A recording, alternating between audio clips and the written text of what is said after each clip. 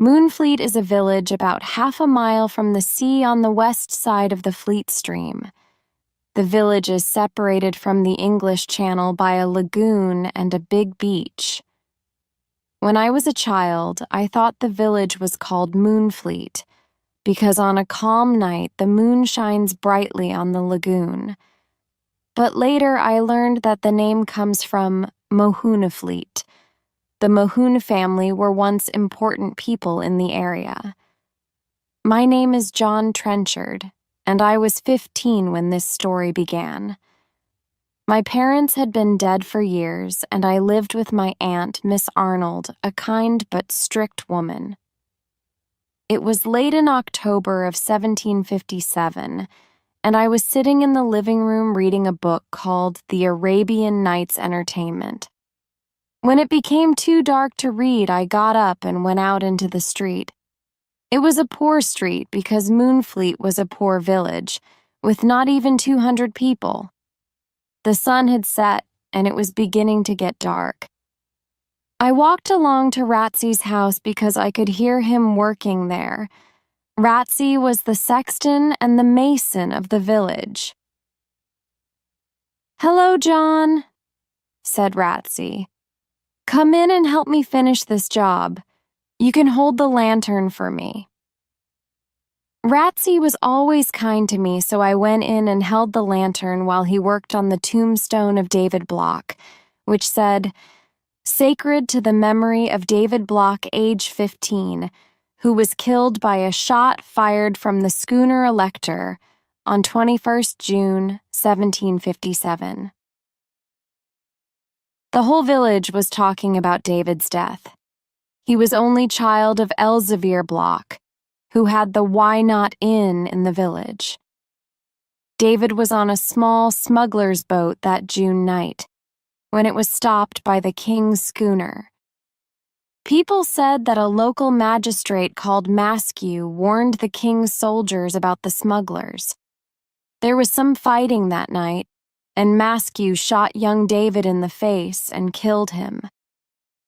Poor David paid a high price for a night's adventure. The other smugglers were caught and sent to prison. He was talking about "What a cruel thing to do, shooting such a young boy," said Ratsy, as he worked on David's tombstone. "Well, I'm almost finished for today. You've helped me with the lantern, John, so come to the Why Not Inn with me. Elzevir needs to talk to friends at a time like this, and we can have something to drink that will warm us on this cold evening." I was only a boy, and it was an honor to be invited to the Why Not, the inn where all the men went.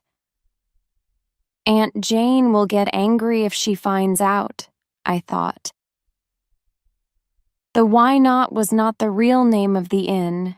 Its name was the Mohune Arms.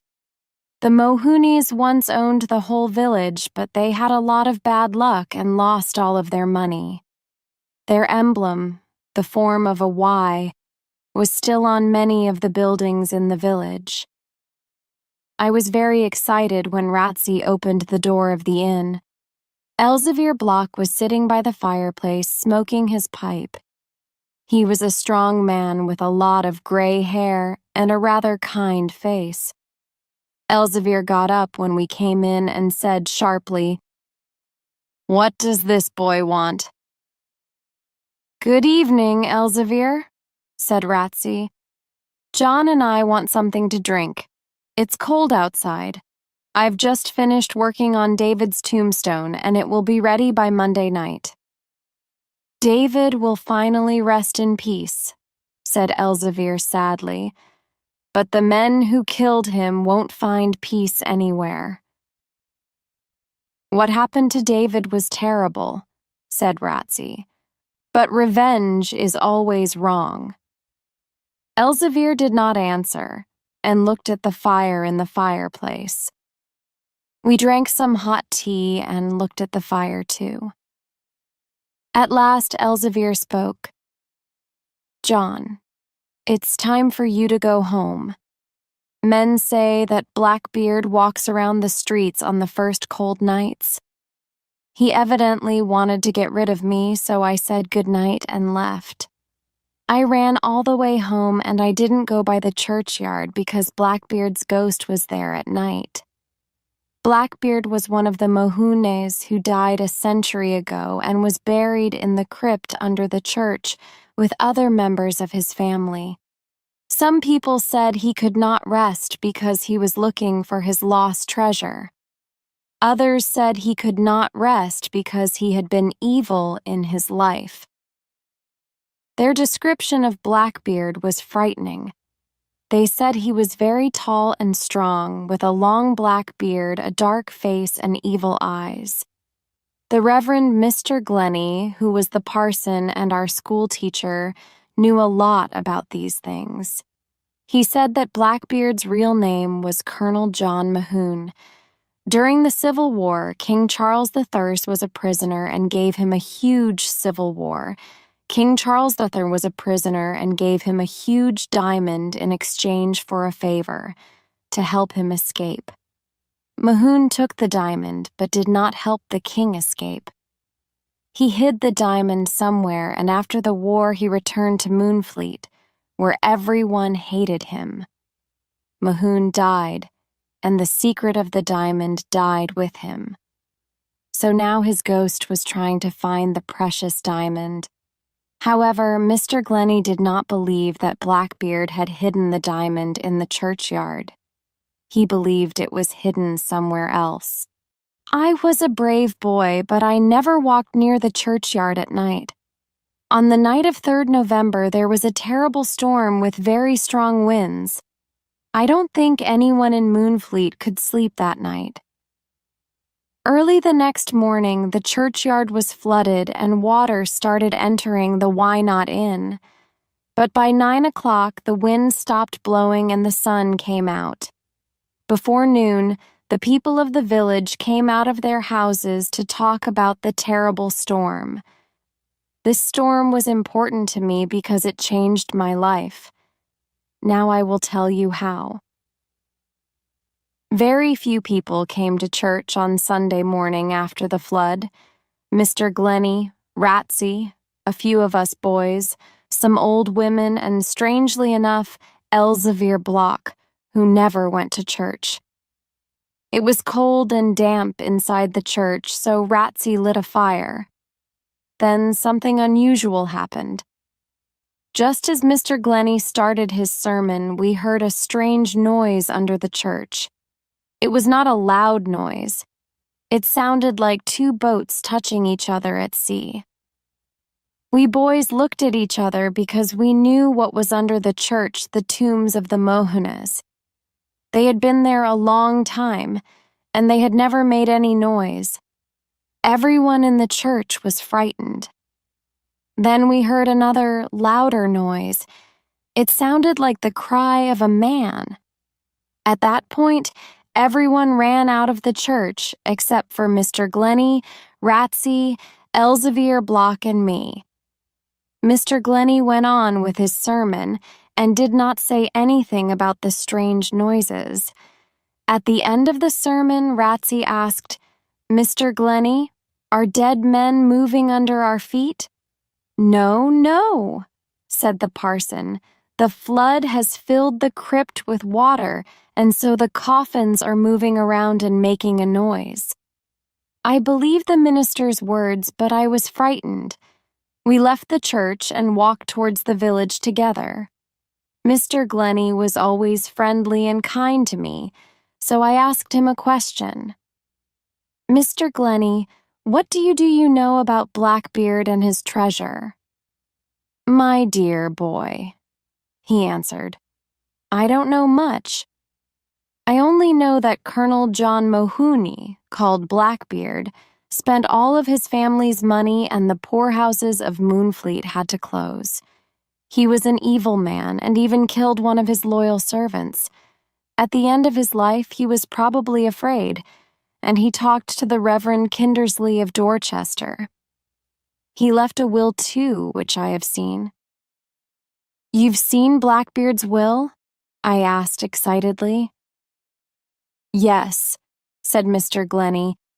He said that his treasure, which was the diamond, should be sold and the money used to repair the poorhouses. But he never said where the diamond was hidden. He probably wanted to get it himself, sell it, and then give the money to the poorhouses. But he died before he could get it. So people say he can't rest in his tomb until the treasure is found and the poor are helped.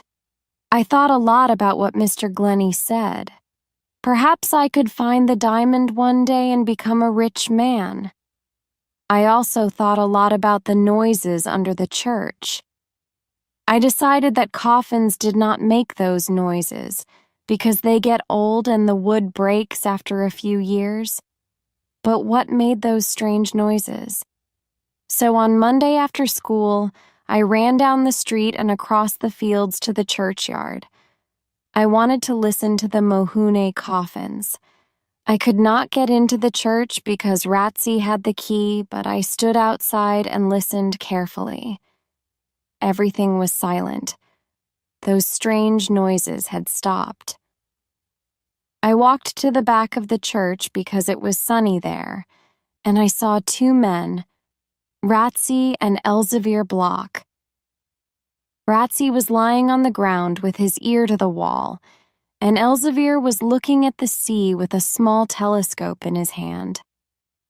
I was surprised and didn't know what to do. At first I felt like running away, but then I decided to stay. "Good morning, Mr. Ratsy," I said. He jumped to his feet nervously, and his face became bright red. "Good morning, John," he said. "What are you doing in the churchyard?" "I came to listen to the Mohune coffins," I answered. "Well, I came here to examine the church wall after the flood.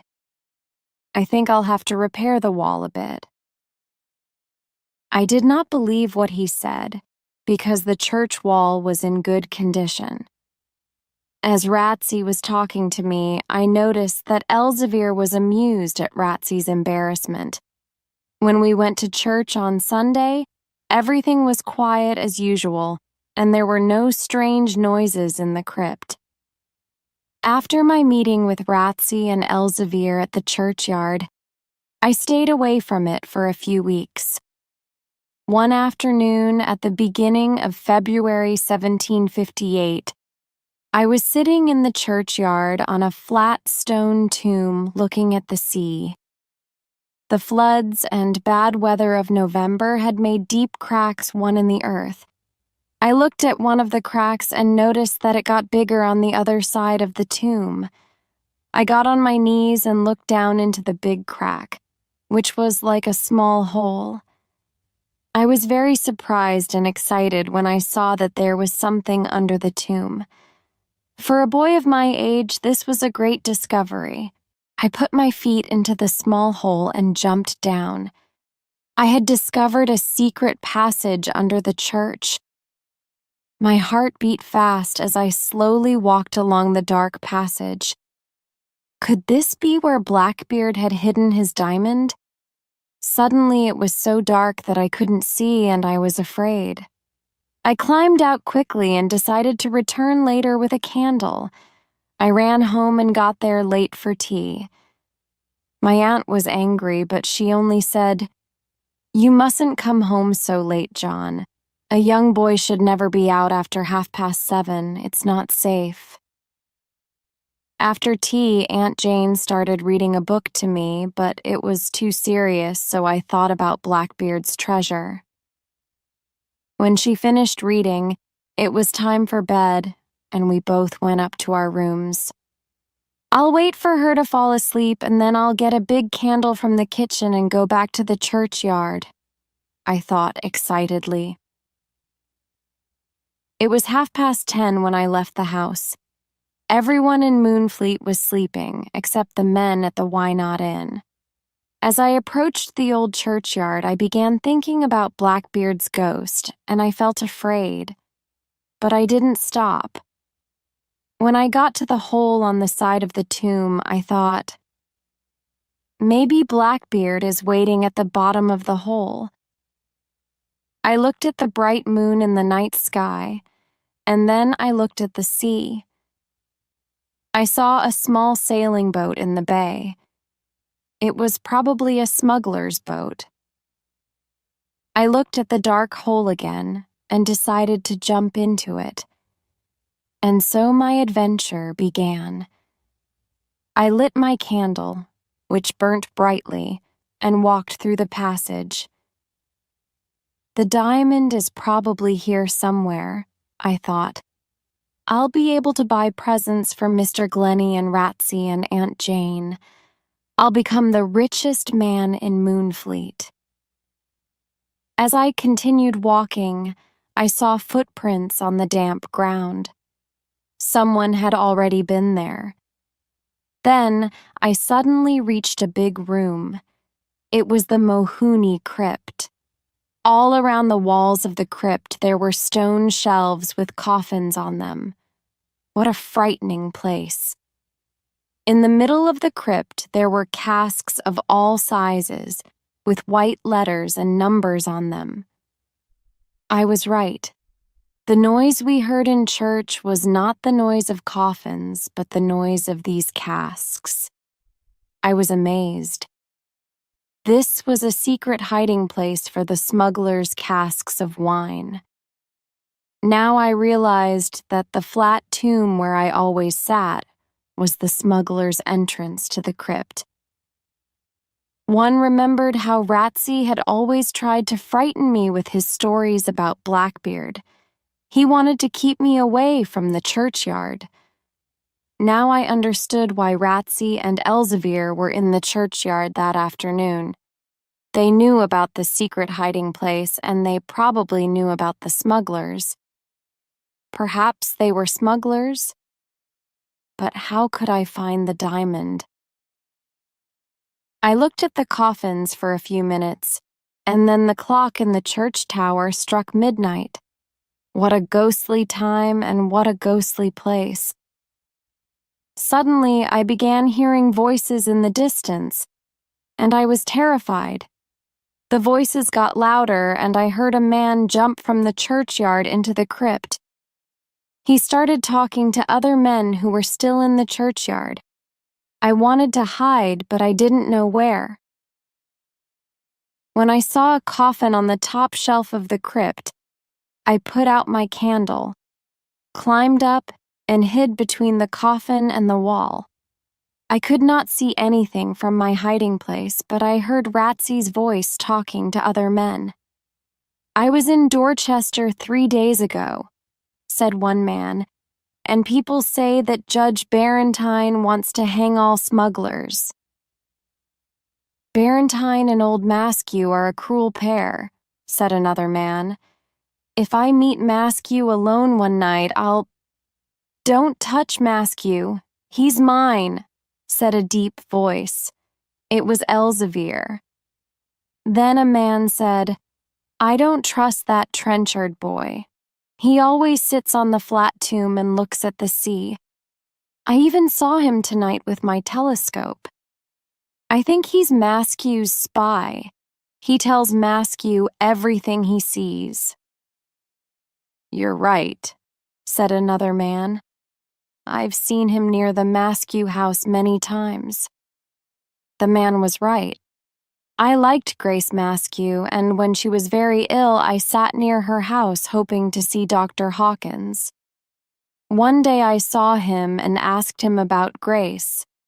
He was a kind man and said she was getting better. This made me happy. "No, the Trenchard boy isn't a spy," said Ratsy. "He sits on the flat tomb of the churchyard because he likes looking at the sea. He's a good, simple boy. He believes everything I tell him. I've told him some terrible stories about Blackbeard, and he'll never come to the churchyard at night." He started laughing, and the others laughed too. Then Elzevir spoke. "John's a brave boy. He's David's age, and he'll be a good sailor one day." I was pleased to hear Elzevir say those words because I liked him. "Well, Ratsy," said Elzevir, "you have to close that hole under the flat tomb because someone could look down into the crypt."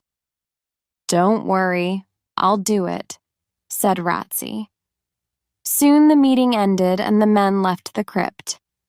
I wanted to leave too, so I lit my candle and looked around.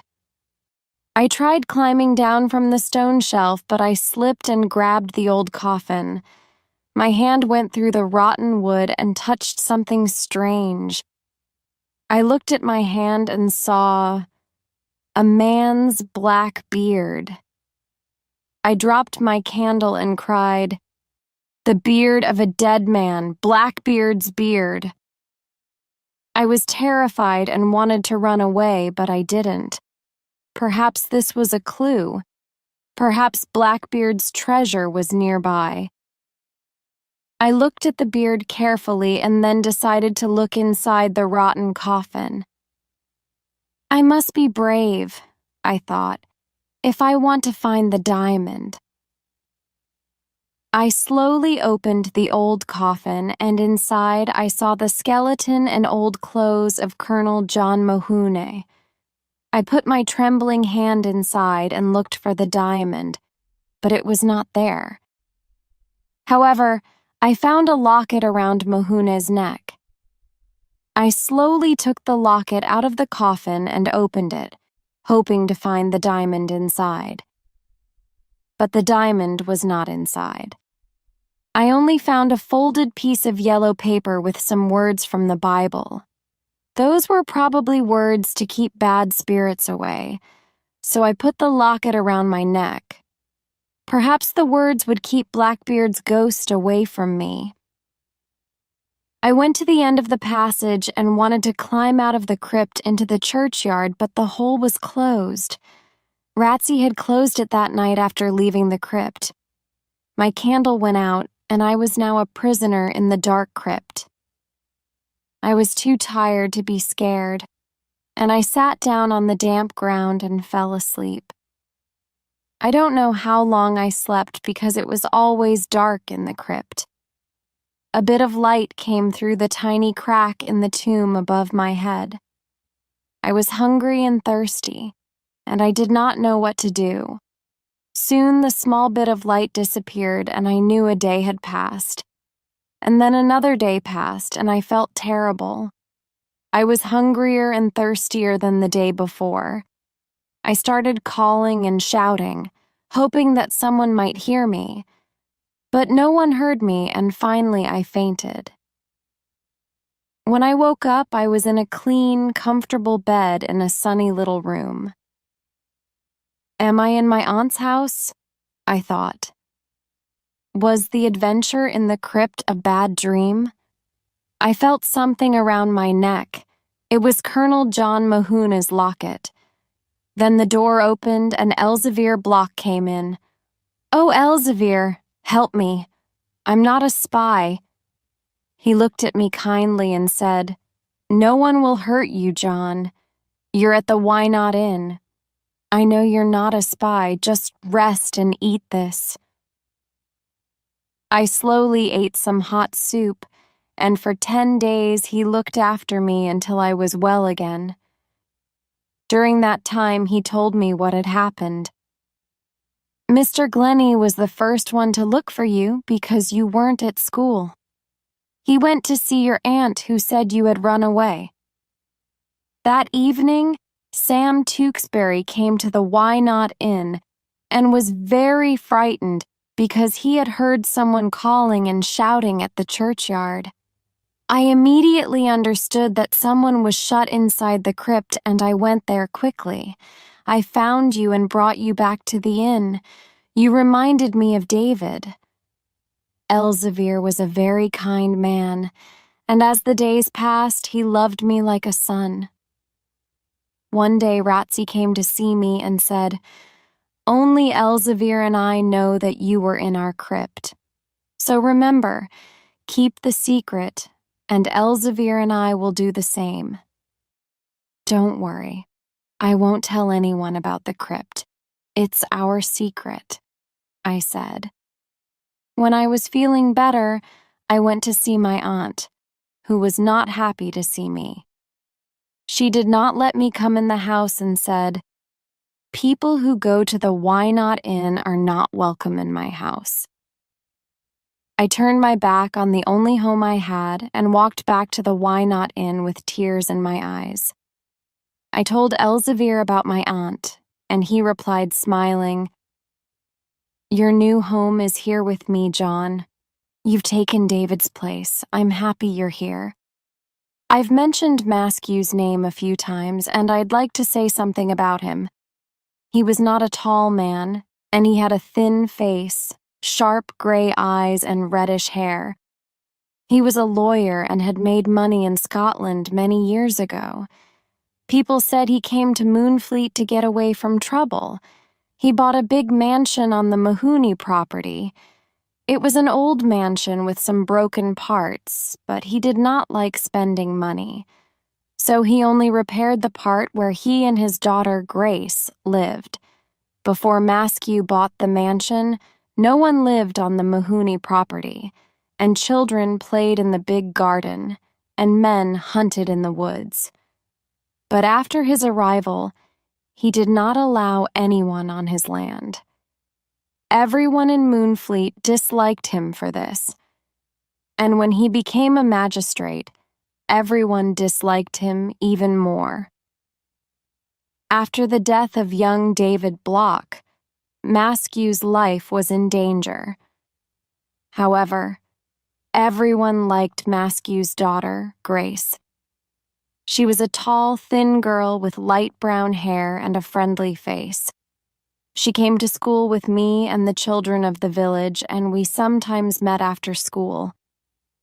One morning in March, the bailiff too and his clerk came to Moonfleet to renew the 5-year rent of the Why Not Inn. This required a formal auction, even if for generations only Elzevir's family had rented the inn. Elzevir and I sat at a big table near the fireplace, and the clerk put a long candle on the big table. He lit the candle and said, "Today, we are here to receive offers to rent the Why Not Inn for the next 5 years. When this candle dies, the auction is over, and no one can make another offer. Do you all understand?" Elzevir and I said, "Yes." "Very well, we can start," said the clerk. "What do you offer, sir?" said the bailiff, looking at Elzevir. "I offer a rent of $12 a year for 5 years, said Elzevir in a loud voice. "Please write it down," said the bailiff to the clerk. "Does anyone else want to make an offer?" I was silent and looked around amused, because only Elzevir and I were in the inn. "We must wait for the candle to go out," said the clerk. "Then the auction is over." So we sat there and waited for the candle to go out. Suddenly the door of the Why Not Inn opened and Maskew appeared. Elzevir's face became dark and angry. "You're not welcome here, Maskew," cried Elzevir. "Gentlemen, please," said the bailiff. "This is an auction and people can come and make offers. The candle is still burning."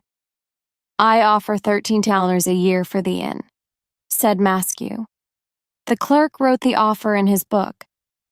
"I offer $20 a year for the inn," said Elzevir. "I offer $21 a year," said Maskew. "And I offer $30 a year," said Elzevir angrily. The bailiff, the clerk, and I were surprised and confused. The candle was burning and the 2 men continued making offers. When the candle started dying, Maskew cried, "I offer $200 a year." "Goodness me," exclaimed the bailiff. "Now the candle is out and you, sir, are the new landlord of the Why Not Inn." He looked at Maskew and said, £200 a year is a lot of money for this old inn. Maskew had an evil smile on his face. Elzevir did not say a word. He was too angry to speak. The bailiff and the clerk wrote a long contract which was signed by the three men, Maskew, the bailiff, and the clerk. "Very well, Mr. Block," said the bailiff. "On May the 1st you must leave the inn. I'm sorry about this." Maskew, the bailiff, and the clerk left, and Elzevir and I sat together at the big table. He had his head in his hands and he was silent. He had just lost the inn and I had just lost my home. We were both worried and upset. What could we do now? Where could we go? When the people of Moonfleet found out about the auction, they were angry with Maskew. For days he didn't come into the village. The people knew that Maskew wanted to help the king's soldiers arrest the smugglers, but no one understood why. Some said he was evil and liked hurting people. Others said he wanted to get rid of the smugglers so that he could control the smuggling business. In the past, I had seen him standing at the window of his mansion with a telescope in his hand, looking at the sea. He was probably looking for the smugglers' boats. One evening in the Why Not Inn, Elzevir said to me, "Sit down, John. I want to talk to you. That devil Maskew is trying to catch us smugglers, so we must be very careful with the next cargo. The sailing ship Bonaventure will be here soon with about 100 casks of wine. But the ship won't stop at Moonfleet Bay. It will go to Horehead because Maskew is probably watching the bay and the churchyard. And we won't hide the casks in the crypt. At Horehead, we'll meet other smugglers with horses and take the casks to Pyegrove's Hole and hide them there." I suddenly felt some cold air on my shoulders, and I quickly turned around. "What's the matter?" asked Elzevir. "I think someone was listening to us and has just left," I said. I felt some cold air on my shoulders.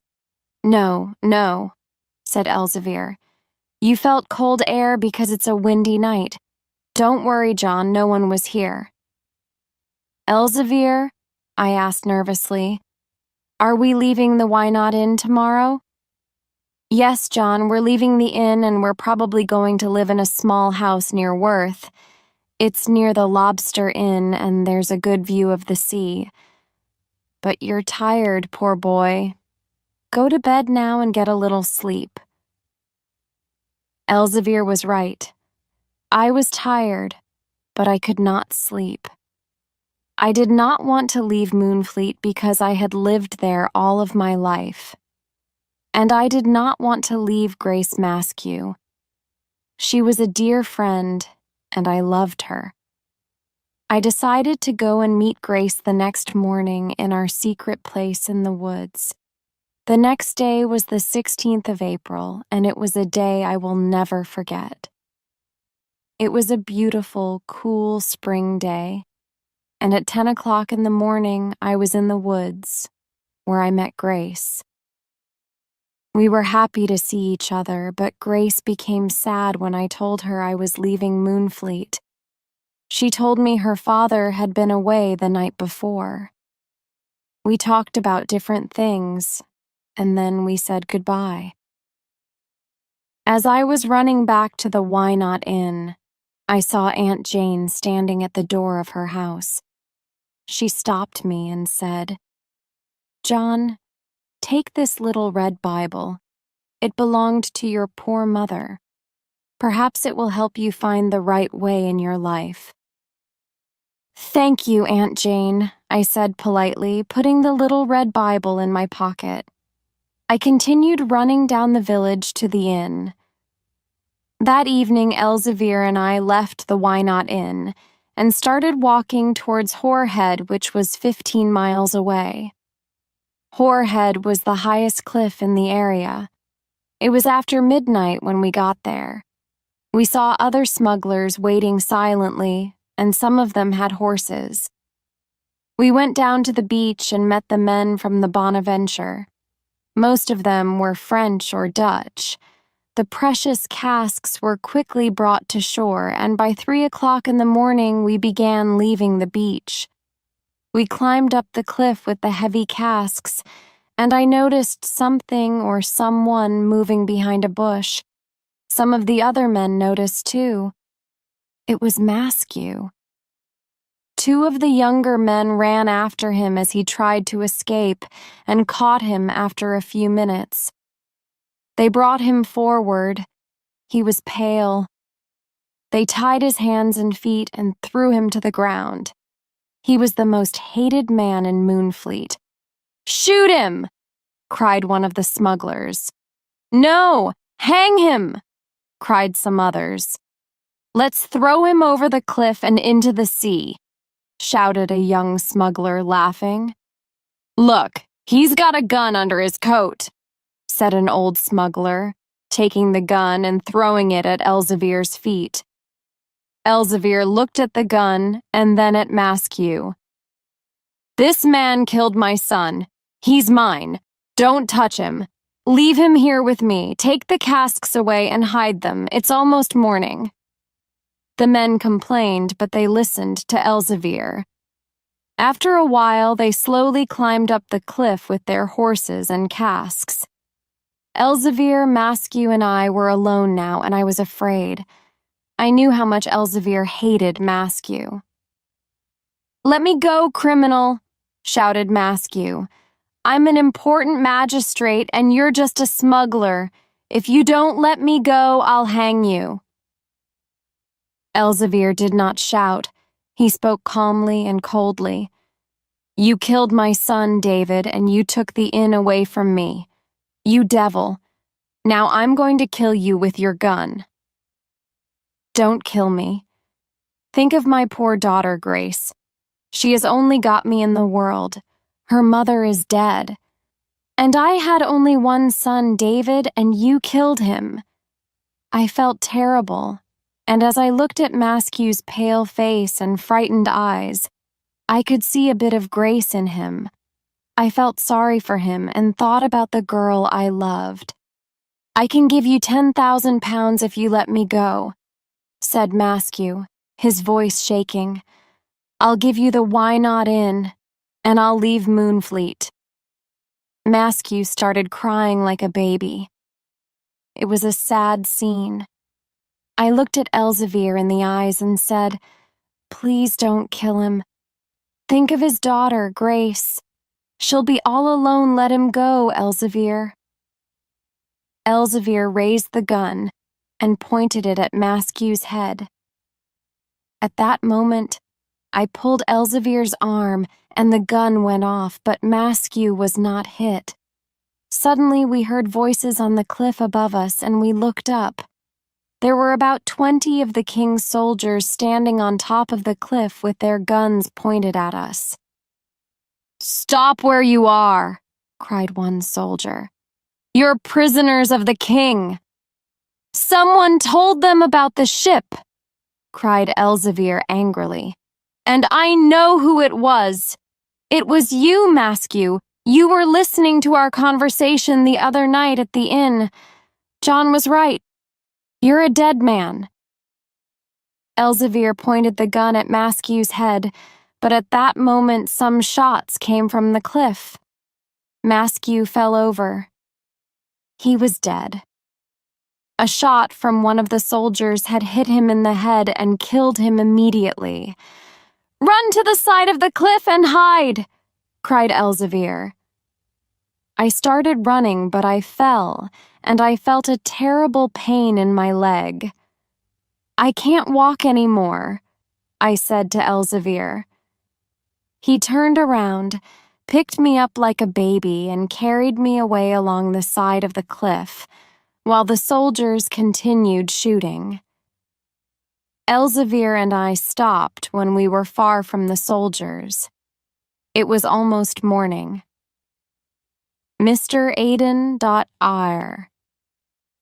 "Can you stand up, John?" he asked. Is your leg broken? I can't stand up, my leg hurts terribly, I replied. Then you've broken it, my boy, said Elzevir sadly, looking at my left leg. We have a quarter of an hour before the soldiers can get down to this side of the cliff. Listen carefully, John. With your broken leg, we can do one of two things. We can wait for the soldiers to come and take us to prison, or we can try to escape to a secret hiding place called Joseph's Pit. How can I escape? My leg's broken and I can't walk, I said weakly. I'll carry you, John. There's a difficult, narrow path along this cliff. It's called the Zigzag. Few men know about it, and even fewer men can walk on it because it's very steep and dangerous. If you fall from the zigzag, you're a dead man because below you there's only the sea and the rocks. It's better to die on the rocks or in the sea than to go to prison, I said. Let's go, Elzevir. The soldiers will never follow us on the zigzag, said Elzevir, looking up at the soldiers. Elzevir picked me up and we started walking. I understood his courage and his love for me. Remember, John, don't look down, he said. Just shut your eyes. The path was difficult and dangerous. I was terribly frightened, and I often shut my eyes because I didn't want to see where we were going. Too many things had gone wrong in the last few days. We lost the Why Not Inn. The soldiers found out about our smuggling, and I broke my leg. And now we were looking for a place to hide. Why did Elzevir and I have all of this bad luck? At a certain point, Elzevir said, Let's stop here for a few minutes. I need to rest. I'm not a young man anymore. Joseph's Pit is the perfect place for us, because you must rest your leg a long time before you can walk again. Thank you, Elzevir, I said, trying to smile. My leg hurt terribly, but I did not complain. We were soon moving again, and Elzevir's strength amazed me. We finally reached the secret hiding place by evening, and we were both very tired. Here we are, said Elzevir. This is Joseph's Pit. It's a big cave near the sea and we'll be comfortable. No one can find us here. I looked around and saw that there was an opening at the far end of the cave. I felt the fresh sea air and was happy to be there. Elzevir gave me some water to drink, and I fell asleep on a bed of sand. I was very ill with a high fever for many days, and he looked after me like a mother looks after her child. At night, he went to find food, and during the day, he never left me alone. He was able to tell Ratsy where we were, and Ratsy often brought us food, which he left at an old house nearby. Ratsy was a real friend, and he helped us as much as he could. Well, John, when your leg gets better, we have to leave England and take a ship to France, said Elzevir one evening. We'll stay there until the soldiers stop looking for us. Then we can return. Mr. Aidan.ire. By the middle of May, my leg was getting better. One night when Elzevir was away looking for a ship to take us to France, Ratsy came to the cave and talked to me. I've got bad news, John, he said, pulling a piece of paper out of his pocket. Read this. The king's soldiers are still looking for you and Elzevir. Now there's a price on your heads, £50 for Elzevir and £20 for you. They think Elzevir killed Maskew. You're both in big trouble. Elzevir went out to look for a ship to take us to France, I said. Good, I'm glad, said Ratsy. Stay away from England until things are quiet. I hope he finds a ship tonight, I said. Ratsy left the cave and I was alone and worried. There was a big storm outside. For some strange reason, I started touching the locket around my neck and opened it. I took out Blackbeard's piece of paper and started reading it. There were words from the Bible, so I opened my little red Bible and found them. But there were some mistakes. Blackbeard had written 2 numbers before the words each time, but only the first number was right. What did the second number mean? Was it a riddle? Could I solve it? I read the numbers and the words many times. Perhaps the second numbers hid Blackbeard's secret. And I was right. I soon solved the riddle and discovered Blackbeard's secret. The number 4 meant the 4th word, and I found 5 of them. 80 feet deep. Well, north. What did these words mean? They went around in my head as the wind blew outside, and I fell asleep. The next morning, I woke up and saw Elzevir. I was very excited and told him how I discovered Blackbeard's secret. He listened carefully and looked at the notes. Now he was excited too. Yes, he cried. You're a clever boy, John. The well that Blackbeard mentions is the famous well at Carisbrooke Castle. It's one of the deepest wells in England. People come from London to see it. Blackbeard probably hid the diamond 80 feet deep in the well. Carisbrooke. That's the castle where King Charles I was a prisoner during the Civil War, I said. I'm sure it's the well at Carisbrooke Castle. I know Carisbrooke Castle very well. It's about 2 miles from Newport on the Isle of Wight.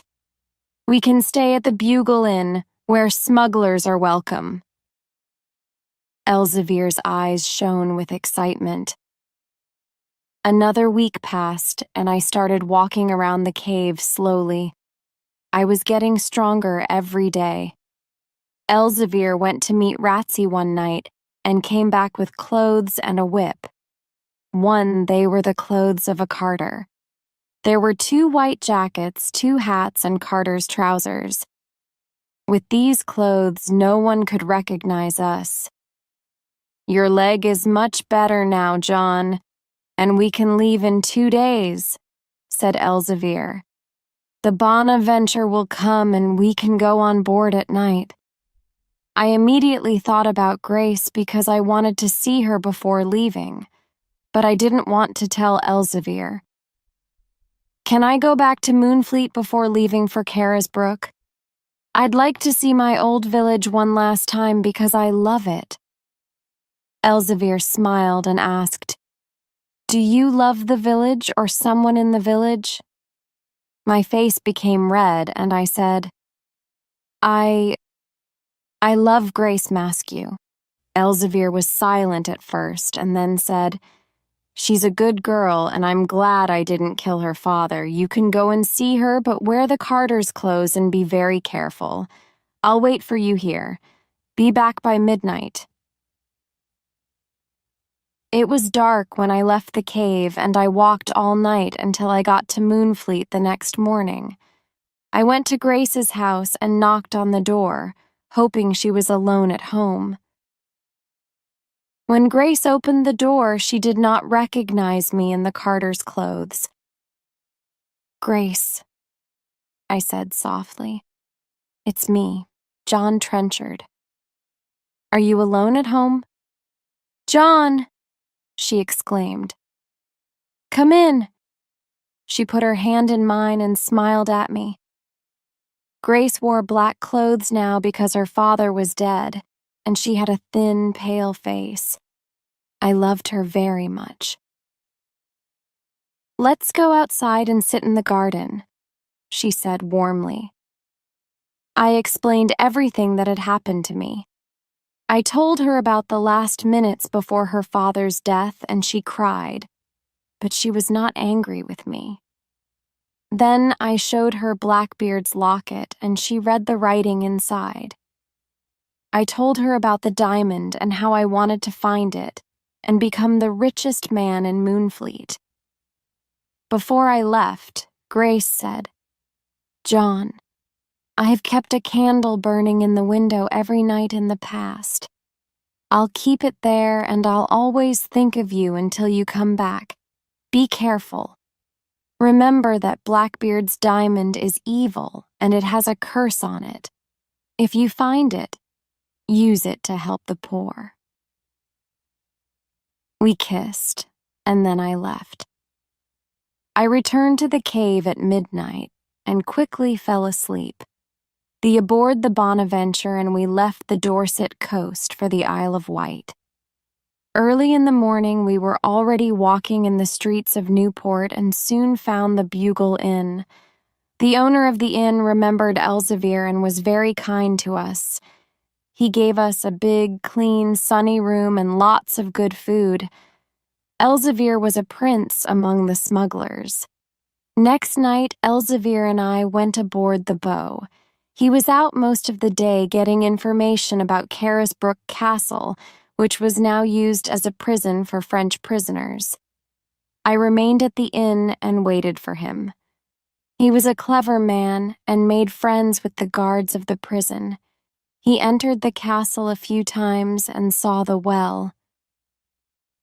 "I wanted to get to the well without telling the man who looks after it," Elzevir said. "But it's impossible, because I need his help. I don't trust him, but I had to tell him about the treasure in the well. He said he'll help us if we give him some money." "When are we going to see the well?" I asked. "Tomorrow morning at 6, said Elzevir. The next morning, we left the Bugle Inn before 6 and walked to the castle. It was a hot, rainy July morning, and we got wet. The man who let us in was big and tall and about 30 years old. He had black hair, and I didn't like his eyes. He took us through many rooms, and we finally got to the well. "Who is going down into the well?" asked the man. "I am," said Elzevir, holding a long rope. "1. "No, Elzevir," I said. "Let me go. I'm smaller and lighter. Please." "All right, John, go on, but be very careful and don't look down," said Elzevir. "You can't trust a boy down there," said the man, looking at the well. "John isn't a boy, he's a man, and I trust him," said Elzevir. I got into the wooden bucket, and Elzevir tied an 80-foot rope to it. He and the man lowered me gently into the well. As I went down, it became darker and colder. I had a candle to help me see the wall. At the end of the rope, I started looking around. I moved my candle along the wall to see if there was a hole or a hiding place, but I couldn't see anything. "Have you found anything?" the man shouted. "No, nothing," I shouted back. Then the bucket moved down a little and I continued looking. Suddenly, I saw the letter Y clearly marked on a stone of the well. It was the symbol of the Mohunes. I moved the stone a bit with my hand and then pulled on it. It came out of the wall and I saw a small hole. I put my fingers into the hole and pulled out a tiny bag. I opened the bag slowly and found a diamond as big as a walnut. It was Blackbeard's diamond. I had never seen a diamond before, and I turned it between my fingers. It was beautiful. "What are you doing?" shouted the man.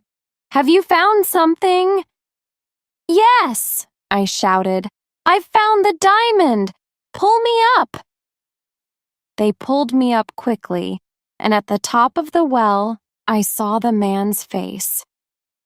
Give me the diamond! Put it in my hand! No, I said. Let me get out of the bucket first.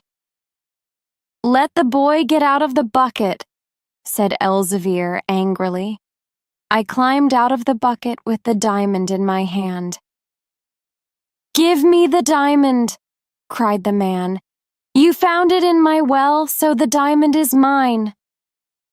Then he turned to Elzevir and said, I know who you are. Your name is Block, and there's a price of 50 pounds on your head. Ryden, Dart Ear, I quickly put the diamond into my pocket. Careful, Elzevir, I cried. He's got a gun. The two men started fighting, and although Elzevir was older, he was much stronger. As they fought, the man slipped on the wet stones and fell into the well, screaming. We heard a loud noise when he got to the bottom. Elzevir was sad because he did not want to kill him. I started thinking of Grace's words. The diamond is evil. It has a curse on it. I looked at Elzevir and said, Let's throw the diamond back into the well. It's evil, and it has a curse on it. Elzevir thought for a moment, and then said, No, you're good and honest, John. Give me the diamond, and I'll keep it for you. You know you can trust me. I gave it to him. When we got back to the Bugle, I went upstairs and lay down on the bed, trying to rest and think. Elzevir was downstairs talking to the owner of the inn. When he came upstairs, he said, It's dangerous for us to stay here, John. There's a Dutch ship leaving for Holland tonight. The owner of the Bugle knows the captain and he'll take us. The city of The Hague is the most important market in the world for diamonds. So, a few days later, we arrived in the port of Scheveningen and stayed in a small inn with some sailors. One night, Elzevir pulled the little bag with the diamond out of his pocket and said, Here, John, you keep it, it's yours. Remember, if you become rich because of this diamond, use the money to rebuild the poorhouses in Moonfleet. That's what Blackbeard wanted to do with it. I put the diamond in the locket around my neck because it was the safest place. When I was alone, I often opened the locket and looked at the beautiful diamond and dreamt of becoming rich and marrying Grace. But then, I always remembered Elzevir's words. Since Elzevir's mother was Dutch, he could speak that language quite well, and he asked around about diamond dealers. 1. He learned that most of the diamond dealers lived in one part of town, and the best one was Crispijn Aldobrand. He was rich, he was a good dealer, and asked few questions. He was the right man for us. One evening late in the summer, we went to Aldobrand's house before sunset. It was a small, white house with green shutters, and a little garden in front of it. He lived in this neighborhood with several other jewelers, but they had no shops. They usually had a sign above their door saying that they bought and sold jewels. A little old man with white hair and a white beard opened the door. He was at least 70. Well, gentlemen, what do you want to sell? He asked us in English. Please remember that I buy only good diamonds, no toys. Elzevir answered, This boy has a diamond to sell. I had the diamond in my hand and gave it to him. He looked at it carefully and brought it close to his eyes. Suddenly his face and his voice changed. His eyes shone as he looked at the diamond. It's too dark here. I need more light, he said. Follow me. He went upstairs and we followed him closely because he had the diamond in his hand. He went into a room with a big window, a small balcony, and cupboards and shelves. There were small black boxes and books on the shelves. He sat at a small table and looked at the diamond. Then he held it up against the light of the window. He looked at me excitedly and said, "What's your name, young man? Where do you come from?" "My name's John Trenchard, sir, and I come from Moonfleet, in Dorset." He wrote this down in a big book. Elzevir looked at me angrily, and I immediately understood. Why did I give that man my name? I didn't know that this was going to change my life. "How did you get this diamond?" asked Aldobrand, touching it with his finger. "We're not here to answer questions," said Elzevir angrily. "We came here to sell a good diamond. We're honest Englishmen. Do you want to buy it?" "Well, I must test it before I decide to buy it," said Aldobrand. He opened a cupboard and took out a bottle of green liquid, some scales, and a black stone. He weighed the diamond, rubbed to it against the black stone, and then put a drop of green liquid on it. As I waited for Aldobrand's decision, I stood on the balcony and looked at the small garden with tall red flowers and a pear tree. "How much money is the diamond worth?" I thought excitedly. 10,000 pounds or 50,000, or perhaps 100,000. Suddenly, Aldobrand turned around and said, "Gentlemen, this diamond is not a diamond.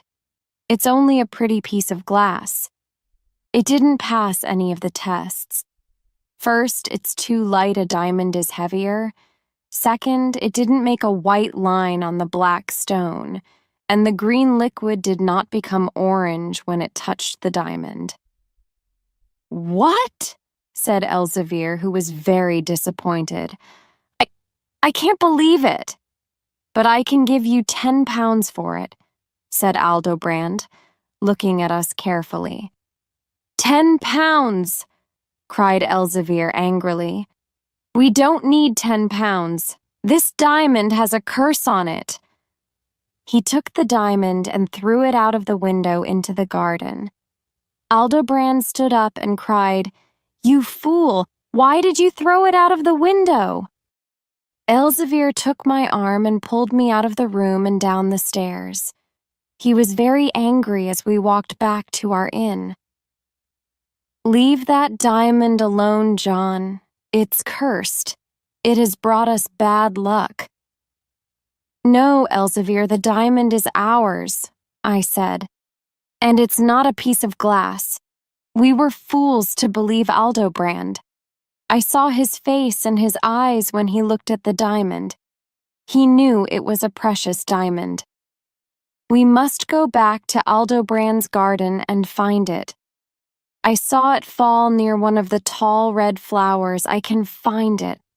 I'm sure I can, Elzevir." "No, John, listen to me," said Elzevir. "That diamond's cursed and it will bring us more bad luck. Forget it." "Please, Elzevir," I said excitedly. "Let's go to Aldobrand's garden tonight and I'll find the diamond." "I don't know, John," he replied. Elzevir finally agreed with me, and that night we went back to Aldobrand's house. Everything was dark and silent, and we saw only one light in Aldobrand's upstairs room. We climbed over the garden wall quietly, and I started looking for the diamond near the tall red flowers. But it was gone. "Aldobrand's already found it," I said softly. "He knows it's not a piece of glass. Now I'm going to climb on the pear tree and look inside his room." "I'll follow you," said Elzevir. "But be careful, John." "Don't worry," I said excitedly. I climbed up to the balcony and saw Aldobrand sitting at his table looking at my diamond. I was very angry because Aldobrand had stolen it. Without waiting to ask Elzevir what to do, I jumped through the window and into the room and put my hand on the diamond. Elzevir was behind me. Aldobrand screamed, "Thieves! Thieves! Help!" Suddenly, 6 big men who were Aldobrand's servants came into the room and hit us with sticks. I fell to the floor. I saw Elzevir fighting bravely, but then he fell too. Elzevir and I were taken to prison, a horrible Dutch prison. During the trial 1, we told our story to the judge, but he did not believe us. He believed Aldobrand, who told a very clever story. These Englishmen jumped through the window of my room and wanted to steal one of my precious diamonds, said Aldobrand, looking at the judge. "Liar! Thief!" shouted Elzevir. "That diamond was ours, not his. He's a liar and a thief." The judge turned to us and said, "You two will spend your life in prison for this crime." Elzevir did not complain, but I was furious. All of my life in prison, I thought. I'm just a boy and now I'm ruined. Was Blackbeard's diamond really cursed? As we were walking out, I looked at Aldobrand and said, "Good day, Mr. Aldobrand, liar and thief. That diamond will bring you only evil in this life and in the next." Elzevir and I were soon separated, and I rarely saw him. The prison was cold, dark, and dirty, and there was only bread and water to eat. Every day the prisoners had to work hard to build a big fort nearby, and that is what we did for 10 years. These were long, difficult years without a moment of rest or happiness. Then one morning, when I was a man of 26, a guard said to us, "You're leaving Holland and you're going to Java to work on the Dutch sugar farms." Is this my future, working and dying on a sugar farm in Java? I thought angrily. I'll never see Grace or Moonfleet again. Blackbeard's diamond was cursed. That morning I saw Elzevir, whose hair was now white. We were very happy to see each other. He was going to Java too, on the ship called the Aurungzebe. We left Holland with bad weather and it got worse every day. After a week, there was a big storm at sea, with tall waves, strong winds, and rain. As Elzevir and I looked towards the shore, we suddenly understood where we were. We couldn't believe our eyes. Moonfleet Bay. Soon the ship started sinking. The prisoners and the guards were terrified because they knew nothing about a storm at sea. But Elzevir, who had lived his life on the sea, tried to help them. "Don't take the lifeboats," he cried. "You'll never get to shore. Stay on the ship until she gets to the bay near the beach, and then jump. Listen to me, I was born here. I've seen hundreds of storms in Moonfleet Bay." But no one listened to Elzevir. Everyone tried to get into the lifeboats, and they all died in the rough sea. Elzevir and I stayed on the ship until the last minute. "John, listen to me," he said loudly. "Jump when I tell you. The men on the beach will throw us a rope and we must catch it before another big wave comes. Remember, the big waves are dangerous because they'll pull you back into the sea. Goodbye, John, and God save us both." I held his big hand and waited to hear the word, "Jump." "Jump, now!" he shouted suddenly. We jumped into the rough, cold sea, and we could see the men on the beach with the ropes. I was very cold and weak. Elzevir caught one end of a rope and said, Take this rope." He pushed me onto the beach with his strong hands. He saved my life. Then I heard a big wave coming behind me, but I couldn't turn around. A minute later, I was lying on the beach and I was shaking with cold. A crowd of men and women stood around me, but I couldn't speak. I remember that some men put warm blankets around me and carried me to a fire where I fell asleep. Was this all true? I thought as I woke up. Am I in Moonfleet and a free man now? I was lying on the wooden floor of the Why Not Inn, and I heard a voice say, "Elzevir." "Elzevir," I said. "Where is Elzevir?" "Who's asking about Elzevir?" said a voice I knew. It was Ratsy's. "Don't you remember me, Ratsy?" I said, sitting up and looking at him. "I'm John Trenchard, who left Moonfleet long ago. Where is Elzevir?" Ratsy's face became white when he saw me, and then he came to me and shook my hand warmly. He asked me many questions, but I wanted to know about Elzevir. Ratsy spoke very softly and said, "You're the only person we found on the beach." "That's not true," I cried. "Elzevir was close to the beach when he gave me the rope and pushed me forward."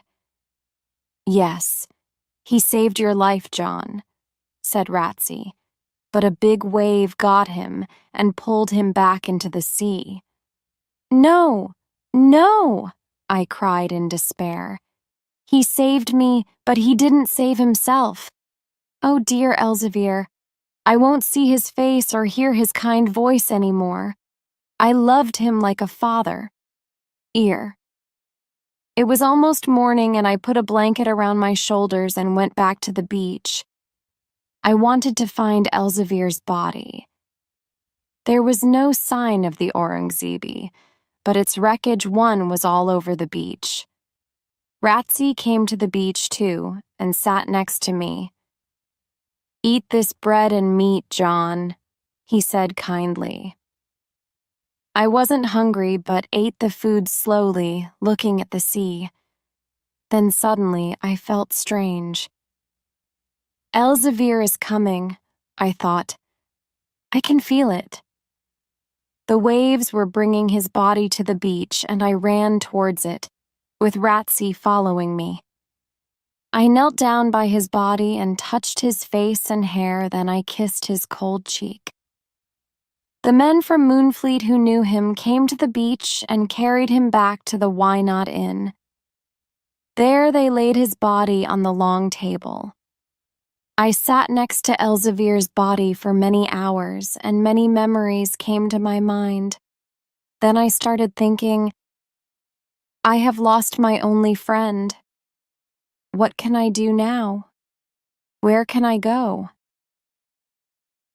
I felt lost and terribly sad. Then someone touched my shoulder. I turned around and saw a tall, beautiful woman standing behind me. It was Grace Maskew.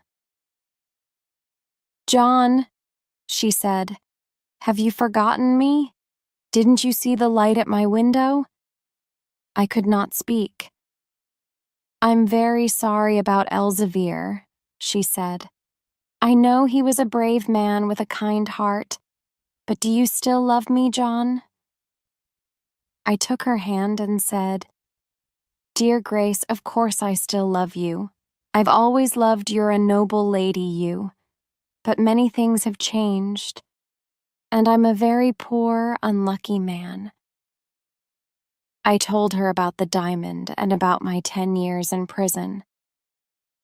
"John, please don't talk about money," she said.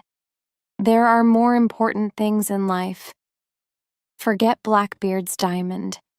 It was evil." Grace and I talked for a long time, and then she left. Shortly after, Mr. Glennie, my old teacher, came to see me. He took out his prayer book and said some prayers for Elzevir. Then he took a piece of blue paper from his pocket. It was a letter from Crispijn Aldebrand's lawyer in Holland. It had arrived 8 years before when I was in prison.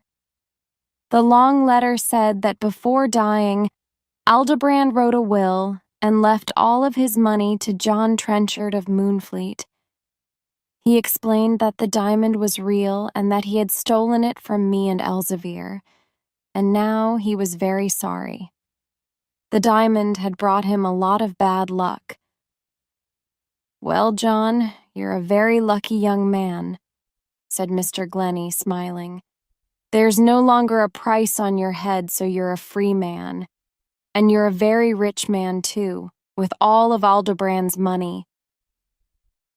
I was very surprised and did not know what to say. Suddenly, I wasn't poor anymore. How strange life is. Mr. Glennie and I talked about Aldebrand's will until midnight, and then he left. I spent the night next to my great friend, Elzevir. This is the end of my story. I received all of Aldebrand's money, but I did not keep it for myself. With Mr. Glennie's and Grace's help, I rebuilt and opened the poorhouses, and built a new hospital and new homes for the people of Moonfleet. Part of the money was used to improve the church and the school, too. I became an important person in my village.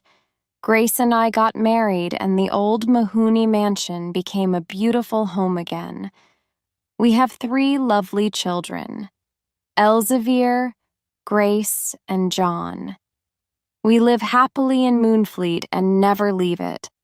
When there is a bad storm, I run down to the beach with the others and try to help the men at sea. Sometimes we cannot help them and we see them die. And each time I stand on the beach with a rope in my hand, I remember dear Elzevir and how he saved my life. He was very sorry. The diamond had brought him a lot of bad luck. "Well, John, you're a very lucky young man," said Mr. Glennie, smiling. "There's no longer a price on your head, so you're a free man. And you're a very rich man, too, with all of Aldebrand's money." I was very surprised and did not know what to say. Suddenly, I wasn't poor anymore. How strange life is. Mr. Glennie and I talked about Aldebrand's will until midnight, and then he left. I spent the night next to my great friend Elzevir. This is the end of my story. I received all of Aldebrand's money, but I did not keep it for myself.